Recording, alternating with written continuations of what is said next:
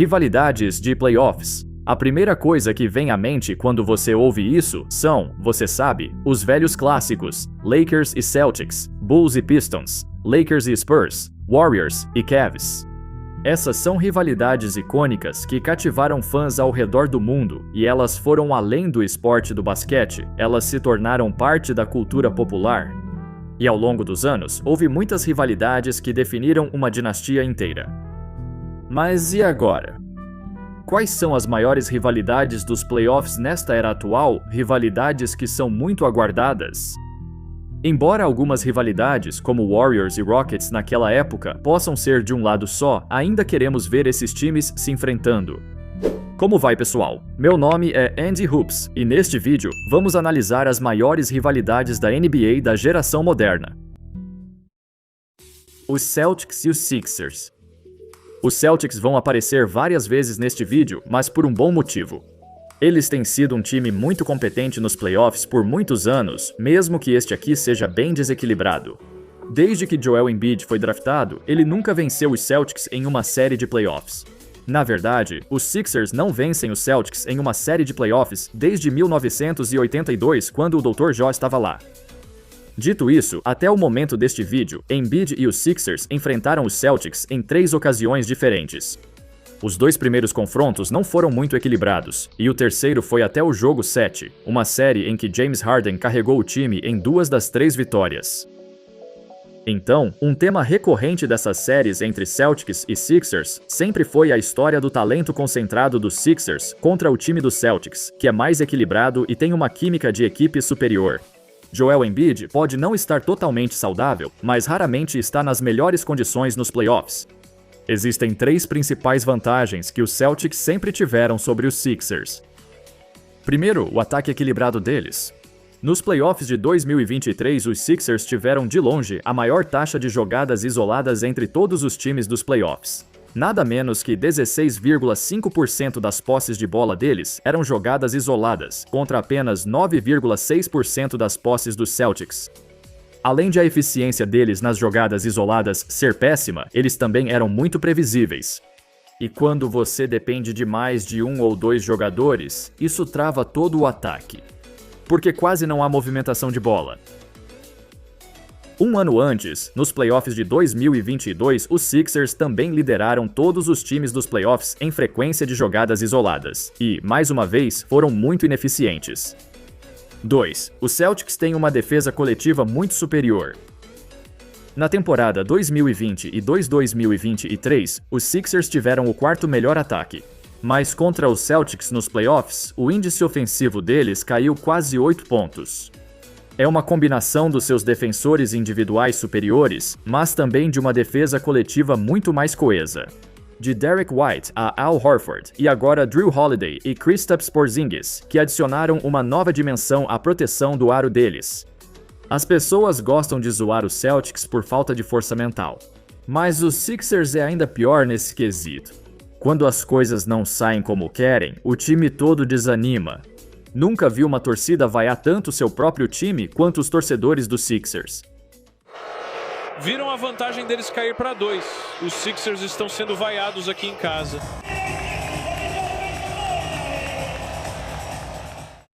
Terceiro, o Celtics é claramente mais talentoso em todos os setores, com um elenco muito profundo. Há um motivo para eles terem tido sucesso prolongado, desde uma melhor gestão até melhores escolhas no draft. Eles sempre tiveram vantagem sobre os Sixers, e isso provavelmente não vai mudar, pelo menos não nessa era. Os Mavs e os Clippers.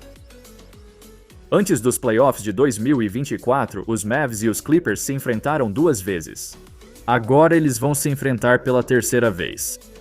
Nos 2 confrontos anteriores, era um duelo que favorecia o LA Clippers. Eles tinham superestrelas no auge de suas carreiras, enquanto Luka estava sozinho. Quero comparar isso com as primeiras vezes de Michael Jordan nos playoffs. Mesmo com números incríveis, o Chicago Bulls, sendo seed mais baixa, perdeu para o Boston Celtics, time bem superior. Luka tinha só 20 e depois 21 anos quando enfrentou o Clippers em 2 séries de playoffs consecutivas, e mesmo assim conseguiu levar a disputa para 6 e 7 jogos, tendo uma das melhores séries que já vi. Na idade dele, isso é impensável. Nos playoffs de 2021 em particular, o Mavs ainda conseguiu roubar os 2 primeiros jogos na casa do Clippers, antes de deixar a série escapar. Ainda assim, Luka teve uma média impressionante de 36 pontos por jogo, 8 rebotes e 10 assistências. Para comparação, isso é semelhante ao que LeBron fez nos playoffs de 2009 contra o Magic, uma série que muitos consideram uma das maiores atuações individuais da carreira dele. E Luka, com apenas 21 anos, basicamente igualou os números dele. Os Mavs infelizmente encontraram Kawhi pela frente. Ao longo dos anos, ele ficou fora de muitos jogos de playoff pelos Clippers, mas nessas séries contra os Mavs, ele estava completamente saudável, no auge da sua forma. Leonard recebe o passe de entrada e marca. Leonard arremessa com a mão na cara. Ele acerta 2 seguidos. Paxton pega a bola e os Clippers vencem. Leonard acerta uma de 3. Paxton, dessa vez não, Leonard. E os Clippers estão nessa sequência de 12-2. Kawhi igualou quase ponto a ponto com Luka e, mais importante ainda, o restante do elenco dos Clippers foi muito melhor do que qualquer coisa que os Mavs conseguiram apresentar. Avançando para os playoffs de 2024, no momento deste vídeo eles ainda não começaram, mas os Mavs e os Clippers vão se enfrentar mais uma vez. Desta vez, porém, o cenário está um pouco mais equilibrado. Os Clippers, após anos enfrentando lesões em momentos ruins, tornaram-se a maior incógnita da NBA. Os Clippers saudáveis conseguem competir com os melhores? Claro, mas raramente eles estão totalmente saudáveis. No fim da temporada, os problemas no joelho de Kawhi ressurgiram, ameaçando novamente a pós-temporada deles. Esse é o melhor time dos Mavs desde que escolheram Luka. Por anos sempre faltava alguma coisa. Eles sempre careciam de um bom pivô ou de um criador de jogadas secundário. Sempre havia algo impedindo o avanço do time. Durante anos, tiveram dificuldade para montar um time em torno de sua superestrela. Aqui vai uma estatística interessante. Desde que Gafford virou titular fixo, os Mavs lideraram em rating ofensivo e defensivo na segunda metade da temporada. Eles entram nos playoffs como o time em melhor fase da liga, enquanto os Clippers vivem o momento oposto. Após um início avassalador, competindo entre os primeiros do Oeste, eles caíram drasticamente de rendimento. Para Luka, os Clippers têm sido uma pedra no sapato. Eles são o obstáculo que ele precisa superar. Os Celtics e os Bucks. Desde 2017 até agora, o Boston Celtics chegou às finais de conferência 4 vezes, enquanto os Bucks chegaram apenas 2. Eles também venceram os Bucks em 2 das 3 vezes que se enfrentaram. No entanto, foram os Bucks que tiveram sucesso no maior palco, conquistando o campeonato, o primeiro da era Giannis. Os Celtics defendem o Giannis melhor que qualquer outro time. No último confronto deles, em 2022, Giannis teve números impressionantes, mas em termos de eficiência, ele caiu drasticamente. Um percentual de true shooting de 63,3% na temporada regular caiu para apenas 51,6% contra os Celtics. Al Horford sempre foi o melhor jogador para marcar Giannis, assim como Embiid, as 2 maiores ameaças da Conferência Leste. Assim como os Sixers, o Bucks teve dificuldades contra a defesa coletiva dos Celtics. Ao longo dos anos, ambos os times passaram por várias mudanças no elenco, com o Bucks adquirindo Damian Lillard e Malik Beasley para reforçar seu ataque. Mas o Celtics trouxe Jrue Holiday e Porzingis para ficar ainda mais perigoso. Em termos de estilo de jogo, o Bucks costumava ser um time defensivo sufocante com um ataque inconsistente liderado pelo Giannis. A defesa caiu de rendimento, mas o ataque manteve o time nos momentos difíceis. Por exemplo, em apenas uma entre-safra, eles passaram de 12º em ataque, e 4º em defesa para 6º em ataque, e 18º em defesa. Talvez não seja certo que Milwaukee Bucks e Boston Celtics se enfrentem nos playoffs de 2024. Apesar das dificuldades, o Milwaukee Bucks ainda conta com o melhor jogador do leste. Essa rivalidade representa extremos opostos. Um verdadeiro exército de um homem só, 2 vezes MVP, defensor do ano, será lembrado como um dos maiores do basquete. Os Celtics, por outro lado, foram construídos para suportar o impacto de um único superastro e também são o maior obstáculo para Giannis. Os Bucks e o Heat.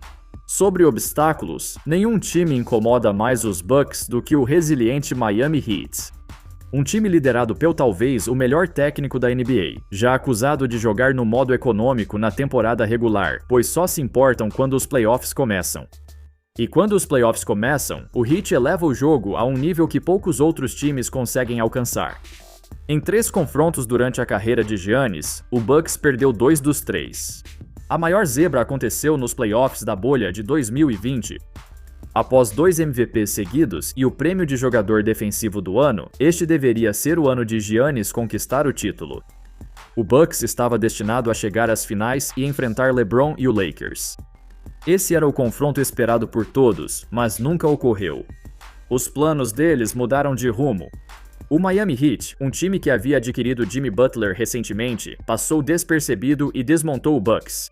Nem foi perto. Alguns anos depois, eles fizeram de novo, nas 2 vezes como azarões, a caminho das finais da NBA. Embora Giannis tenha tido lesões nas 2 séries que perderam, mesmo quando jogou, o Heat deixou seus números bem abaixo do normal. Assim como o Celtics, o Heat conta com jogadores capazes de desacelerá-lo, em especial Bam Adebayo. Nos confrontos diretos entre eles na carreira, Giannis tem uma média de apenas 21 pontos por jogo contra ele, bem abaixo das suas médias desde 2018. E tem o Jimmy Buckets. Tirando aquela série em que foram varridos pelo Milwaukee, nas 2 séries que venceram, ele destruiu. É um fato bem conhecido que Jimmy Butler joga muito melhor nos playoffs, e os números comprovam isso. Não sei até quando essa rivalidade continua, já que o melhor jogador do Heat está com o tempo contado. Mesmo assim, eles seguem sendo um obstáculo difícil para o Bucks superar. Nuggets e Lakers. Embora isso talvez não seja uma rivalidade típica, Nuggets e Lakers representam 2 eras distintas. A era do jogador mais dominante atualmente na NBA, Nikola Jokic, enfrentando o ex-melhor jogador da geração anterior, LeBron James, com quase 40 anos de idade. Isso simboliza uma mudança no cenário da NBA, enquanto a antiga lenda tenta desesperadamente se agarrar às últimas temporadas da carreira, e os Nuggets se tornam o time a ser batido. Isso fica claro nos 2 confrontos deles nos playoffs. Quando os Nuggets ainda eram um time jovem e promissor, com um futuro brilhante pela frente e um elenco que ainda não era capaz de competir com os melhores, os Lakers, já experientes em playoffs, levaram a melhor sobre eles. Eles não tinham resposta para LeBron nem para Davis. Jokic tinha dificuldades para pontuar contra o veterano Dwight Howard. Ele também ainda não era o MVP que acabou se tornando.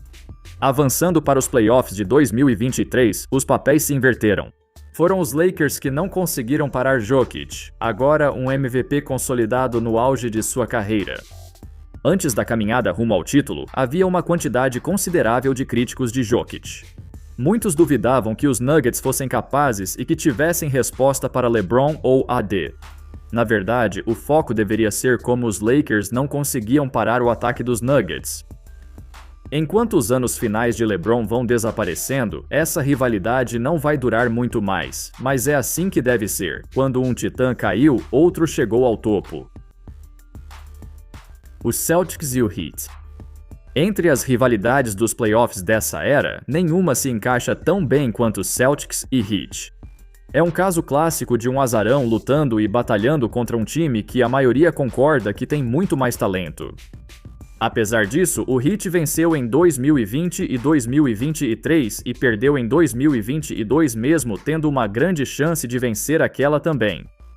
Embora o Celtics tenha sempre tido o melhor time no papel em todas as métricas, como rating ofensivo, rating defensivo, qualidade dos arremessos, arremessos livres, melhores arremessadores e melhores atletas, o Heat é mentalmente muito mais forte. Diferente de muitos times do leste, eles raramente desmoronam. Comparado aos outros candidatos desta conferência, os Sixers, o Bucks, o Celtics, o Heat fez mais com menos. Isso ficou bem evidente no confronto deles em 2023. O Celtics quase fez história, tornando-se o primeiro time a virar uma série depois de estar perdendo por 3-0. A questão é que eles nunca deveriam ter estado perdendo de 3-0 em primeiro lugar. Os jogadores de apoio do Heat se destacaram, mas é a flexibilidade defensiva deles que faz do time um forte candidato nos playoffs. O Heat joga com defesa em zona em 21% de suas posses de bola. Isso é disparado o primeiro lugar. Ao contrário de outros times que evitam jogar com defesa em zona, o Heat tem o elenco ideal para isso. Jogadores longos e atléticos, pés rápidos e, acima de tudo, comunicação. A defesa deles foi construída sobre a base estabelecida por Erik Spoelstra nas últimas 2 décadas. Qualquer jogador que chega a Miami, com ética de trabalho e vontade de vencer, pode encontrar seu lugar no sistema e cultura do time. Esse tem sido o lema deles há muito tempo, e é por isso que essa rivalidade é tão cativante de assistir. Estou animado para ver outra série entre esses times. Enfim, essas foram algumas das maiores rivalidades desta geração atual. Uma coisa engraçada que percebi é que Giannis e Embiid, apesar de estarem na mesma conferência durante toda a carreira, ainda nunca se enfrentaram nos playoffs. Quero muito ver isso. Quais times você está mais ansioso para assistir? Muito obrigado a todos por assistirem. Espero que vocês tenham gostado do vídeo. E claro, como sempre, nos vemos na próxima. Valeu!